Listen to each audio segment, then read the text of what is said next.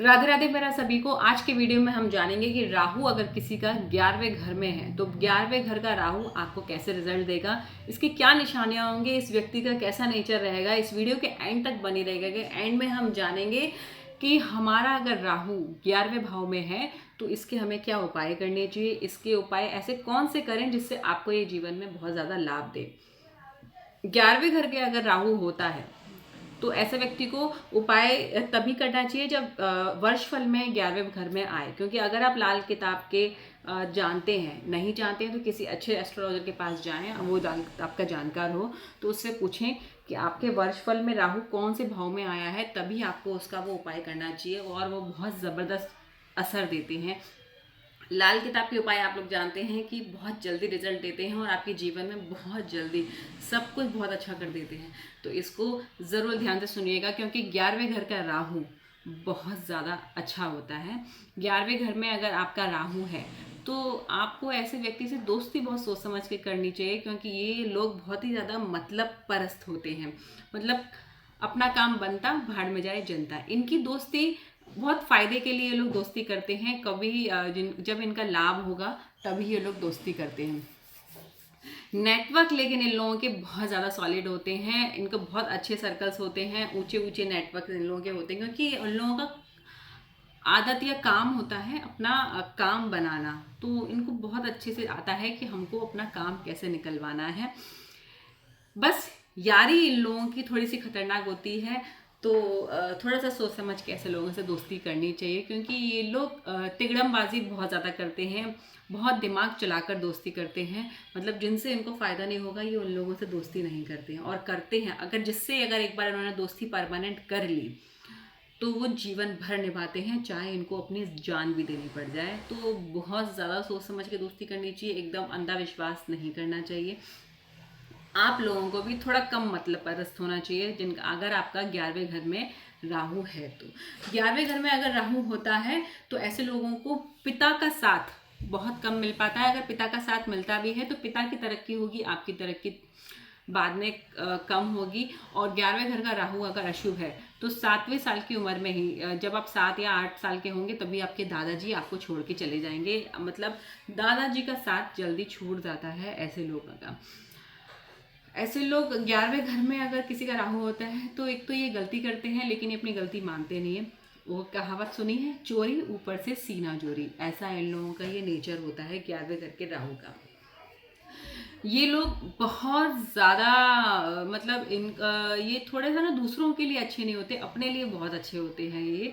तो बहुत सोच समझ के इन लोगों का साथ रखना चाहिए, क्योंकि इन लोगों को मैनिपुलेशन करना भी बहुत अच्छे से आता है। 11वें घर में अगर आपका राहु है तो ये बहुत ज़्यादा मैनिपुलेशन करते हैं और लोगों को अपना कैसा बनाना है, अपनी बातों में कैसे ढालना है, ये बहुत अच्छी से इनको ट्रिक ये आती है। इनको रिवॉल्वर रखने का बहुत शौक होता है। अगर रिवॉल्वर नहीं भी रखते हैं तो ये ऐसे कांटेक्ट, ऐसे संपर्क अपने साथ रखते हैं जिससे बुरे समय में या किसी कठिनाई के समय में इनका साथ हो सके। इनको ना सबको इम्प्रेस करने की आदत भी बहुत ज़्यादा होती है। ये दूसरों को बहुत ज़्यादा इम्प्रेस करते हैं और ये बहुत अच्छे से कर भी लेते हैं। दिक्कत क्या होती है कि बस इनकी लाइफ में दिक्कत क्या होती है, जिनका भी 11वें घर में राहु होता है ना, इनके अबॉर्शंस बहुत ज़्यादा होते हैं या फिर इनकी पत्नी के अबॉर्शंस बहुत ज़्यादा होते हैं। इनके बच्चे बहुत मुश्किलों से होते हैं। एक बच्चा भी इनके लिए बहुत मुश्किल, बहुत मतलब एक कड़ी मेहनत लग जाती है इनको एक बच्चा पैदा करने में भी।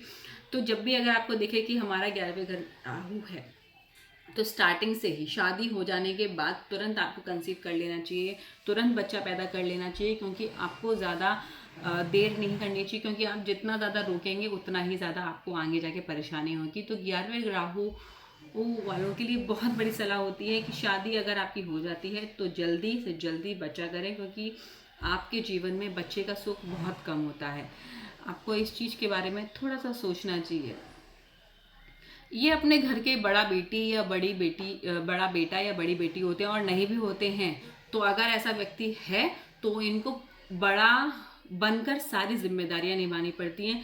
इनके ऊपर वो सारी परिवार की रिस्पॉन्सिबिलिटी आ जाती है जो एक बड़े व्यक्ति को घर में निभानी पड़ती है। तो 11वें घर का राहु बहुत अच्छा भी होता है, क्योंकि ऐसा व्यक्ति को पैसा बहुत देता है, कमाता बहुत है, लेकिन ये अपने लिए ज़्यादा जोड़ कर नहीं रख पाता है, ये दूसरों के लिए ही सारा चला जाता है। क्योंकि एक समय आता है जब ये पैसा अपने पास बहुत जोड़ लेते हैं, बहुत कमा लेते हैं और बहुत सारे व्यापार भी खोल लेते हैं, लेकिन व्यापार इन्हीं के काम नहीं आ पाता है। ये सब कुछ इनको छोड़ के किसी को ये दे देते हैं, क्योंकि इनके बच्चे नहीं होते हैं, तो ऐसे में ये प्लानिंग इस तरीके से करते हैं कि ये सब चीज़ें दूसरों के काम आ जाए। तो 11वें घर का राहु हमने देखा कि इसकी बहुत अच्छी अच्छी निशानियां भी होती हैं। तो जब भी 11वें घर में आपके राहु है तो आप ये देखेंगे कि सिगरेट पीना या घर में धुआंदानी रखना इनके लिए बहुत ज़्यादा धन हानि, मतलब धन उड़ा देता है। घर में गलती से भी सिगरेट नहीं ऐसा व्यक्ति पिए, और सिगरेट दानी भी इस व्यक्ति को घर में नहीं रखना चाहिए। पिताजी की अगर मृत्यु हो जाती है तो इनको पिताजी की चेन या गले में सोना इनको ज़रूर पहनना चाहिए। पिताजी की फ़ोटो अपने साथ ज़रूर रखनी चाहिए, क्योंकि जब तक पिताजी का साथ है तब तक ये जीवन की ऊंचाइयों को छूता है। ये व्यक्ति धन खुद कमाता है, पिता से माँ से लिया धन या तो खराब कर देता है या बर्बाद हो जाता है। ये व्यक्ति खुद अपना पैसा कमाता है और अपने जीवन में आगे बढ़ता है। अगर पिता जीवित होते हैं तो ऐसा व्यक्ति या तो खुद कामयाब होता है, या तो खुद का भाग्य साथ देता है, या पिता का भाग्य साथ देता है। मतलब एक का ही पिता का साथ भाग्य साथ देगा। पिता की आयु थोड़ी कम हो जाती है जब 11वें घर का राहु अगर आपका अशुभ होता है, गड़बड़ी देता है। इन लोगों को थोड़ा सा फिजूल खर्चों से बचना चाहिए और थोड़ा कम मतलब परस्त होना चाहिए। झूठ और फरेबी इनको बिल्कुल छोड़ देनी चाहिए, तभी इनके जीवन में उनको वो तरक्की हासिल होती है जिसके बारे में ये उम्मीद रखते हैं और चाहते हैं कि हम जीवन में आगे बढ़े। ये ज़्यादा से तो कोशिश करें कि सोना पहने। केसर का तिलक लगाना इन लोगों के लिए बहुत अच्छा है। चांदी के गिलास में पानी पीना भी इन लोगों के लिए बहुत अच्छा है, क्योंकि राहु क्या है, चांदी से शांत हो जाता है। जिनका भी 11वें घर में राहु है, अगर इनका पैसा अटक जाता है और ये सिगरेट पीने के बहुत शौकीन होते हैं, तो ऐसे व्यक्ति को क्या करना चाहिए, एक सिगरेट का छल्ला बनवाना चाहिए, एक सिगरेट का चांदी का पाइप बनवाना चाहिए। उस चांदी के पाइप में उस सिगरेट को लगाकर फिर सिगरेट पिए। ऐसा व्यक्ति अगर ऐसा करता है, चांदी के पाइप में सिगरेट डाल के पीता है, तब ऐसा व्यक्ति जीवन में, इसका कहीं से भी पैसा अटका होगा, सारा पैसा इसके पास आएगा। पैसे का वो लाभ इसको मिलेगा जीवन में। ये मैं नहीं कह रही हूँ, ये लाल किताब कह रही है। क्योंकि राहु अगर किसी का 11वें घर में है तो ऐसा व्यक्ति चांदी का सहारा ले, माँ का सहारा ले, इसको जीवन में आगे बढ़ने से कोई रोक नहीं सकता है।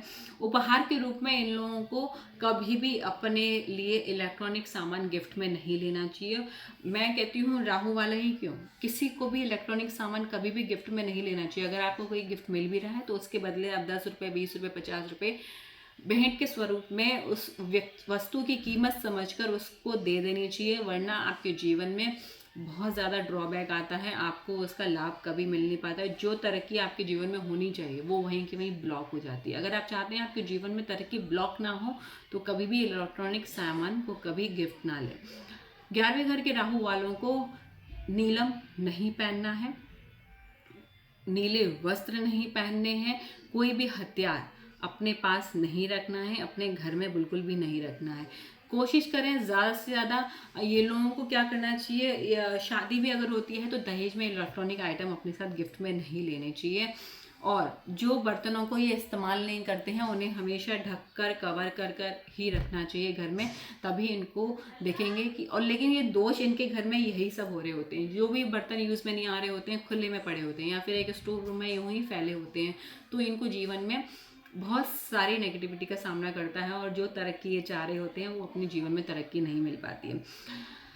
चांदी वो क्या कहते हैं, राहु के सिक्के आते हैं। अगर वो 4 किलो सिक्के आप जल प्रवाह कर रहे हैं, आप मान लो आपकी राहु की माँ अच्छा चल रही है और आपके जीवन में बहुत ज़्यादा उथल पुथल हो गई है और राहु आपके 11वें घर में आया हुआ है, तो आप राहु के सिक्के 4 किलो जल प्रवाह कर दीजिए, आपको शांति मिल जाएगी। आपके जीवन में राहु आपका शांत हो जाएगा, क्योंकि जल क्या है, चंद्रमा है ना। तो राहु चंद्रमा की गोद में जाके शांत हो जाता है बिल्कुल। इसको फिर ये कुछ भी तिगड़मबाजी नहीं करता है और जीवन में वो तरक्की दे देता है जो आप उम्मीद रखते हैं, और या फिर आपकी कुंडली जो बोल रही होती है, जितना लिखा है वो आपको दे के जाता है। आपकी ब्लॉकेजेस को ख़त्म कर देता है। घर की एकदम साफ़ सुथरा होना चाहिए। घर में जितनी ज़्यादा गंदगी होगी, जितनी ज़्यादा आपके घर में दीमक लगेगी, उतनी तरक्की आपको पीछे से आपकी रोकेगी। तो ये सब ब्लॉकेजेस आपके जीवन में नहीं हैं, तो आप ये उपाय करिए और घर की छत को बिल्कुल साफ रखना चाहिए। आपको घर की छत पर पुराने कबाड़ की चौखटें नहीं होनी चाहिए, लोहा नहीं होना चाहिए। इस चीज़ का आपको बहुत ध्यान रखना चाहिए। घर की छत को एकदम साफ सुथरा और सुंदर रखेंगे, आपके जीवन में आपका राहु आपको परेशान नहीं करेगा। ये रही आज के राहु 11वें भाव की निशानियाँ और उपाय और सावधानियाँ हमको क्या क्या रखनी चाहिए। अगर आपको मेरी ये वीडियो अच्छी लगी हो तो इसको आगे लोगों के साथ शेयर करिएगा और इसको ज़्यादा से ज़्यादा लाइक और कमेंट के साथ ज़रूर बताइएगा कि आपको ये मेरी वीडियो कैसी लगी और क्या आपका राहु कौन से भाव में है और क्या आपका राहु 11वें घर में है, तब भी मुझे कमेंट बॉक्स में लिख के ज़रूर बताइएगा। राधे राधे।